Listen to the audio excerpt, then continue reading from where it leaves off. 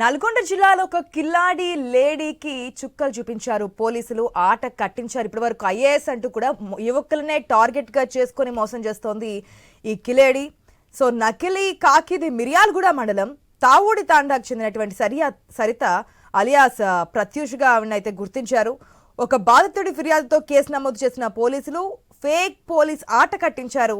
ఏడాది క్రితం ఒక వైద్యుడిని బ్లాక్మెయిల్ చేసి 5 లక్షలు వసూలు చేసింది ఈవిడ. ఒక చోరీ కేసులో అరెస్ట్ చేసిన పోలీసులు విచారణలో కీలక విషయాలు వెల్లడించారు. ఒక యువకుడిని డబ్బు ఇవ్వకుంటే చంపేస్తారంటూ బెదిరించడంతోనూ కేసు నమోదైనట్లుగా తెలిపారు. అలాగే 3 రోజుల క్రితం 100కు ఫోన్ చేసి పోలీసులను ముప్పు తిప్పలు పెట్టినట్లుగా కూడా స్పష్టం చేశారు. డిఎస్పీ సతీమణి అంటూ కూడా బెదిరింపులకు పాల్పడింది ఈ సదరు ప్రత్యూష.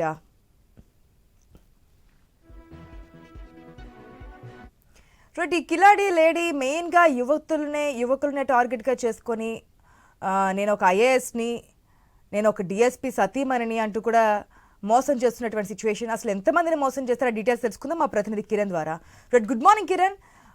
ఏకంగా 5 లక్షలు 6 లక్షలు బెదిరించి మోసం చేసినట్టుగా తెలుస్తోంది. ఎప్పటి నుంచి జరుగుతోంది ఇదంతా? బాధితులు ఏం చెప్తున్నారు?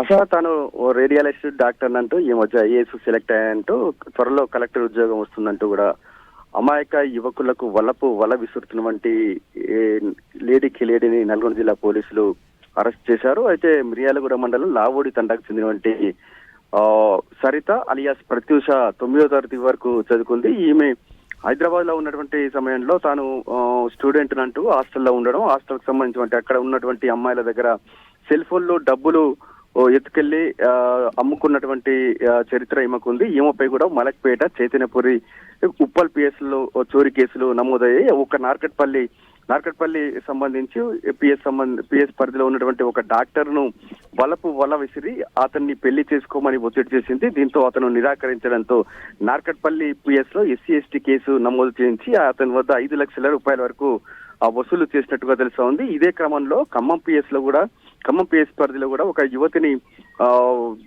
బెదిరించి డబ్బులు వసూలు చేసినటువంటి చరిత్ర ఈమెపై ఉంది. అయితే తాజాగా నల్గొండ జిల్లాలోని 1 టౌన్ పిఎస్ పరిధిలో యువకుడిని కూడా వల విసిరి అతని డబ్బులు డిమాండ్ చేయడంతో ఈ వ్యవహారం మొత్తం కూడా వెలుగులోకి వచ్చింది. అయితే అతను డబ్బులు ఇవ్వకపోవడంతో తన తండ్రి ఏఎస్పీ అని తన తండ్రి మరో మారుతిరావు అవుతాడంటూ కూడా అతన్ని బెదిరించడం జరిగింది.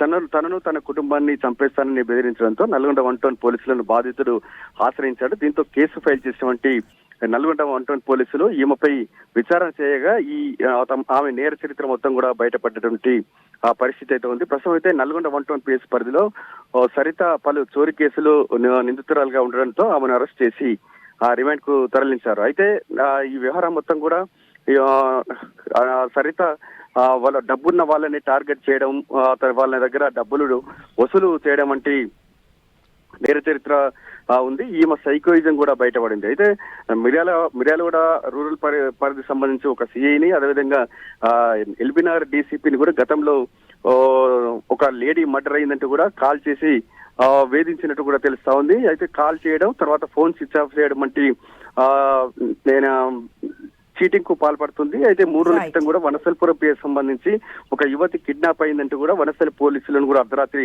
ముప్పు తిప్పులో పెట్టినటువంటి వ్యవహారం మొత్తం కూడా వెలుగులోకి వచ్చింది. మొత్తంగా లేడీ కిలాడి వ్యవహారం మొత్తం కూడా తెలుగు రాష్ట్రాల్లో సంచలనంగా మారిందని చెప్పొచ్చు. Right Kiran, thanks.